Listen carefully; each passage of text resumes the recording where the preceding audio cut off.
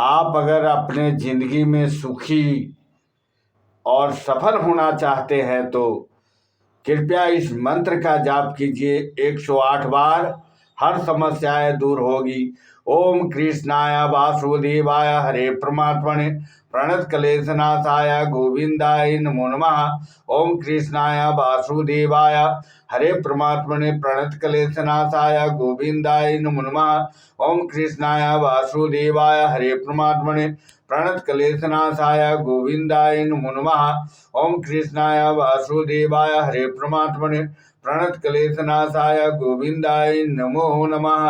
ओम कृष्णाय वासुदेवाय हरे परमात्मने प्रणत क्लेशनाशाय गोविंदाय नमो नमः। ओम कृष्णाय वासुदेवाय हरे परमात्मने प्रणत क्लेशनाशाय गोविंदाय नमो नमः।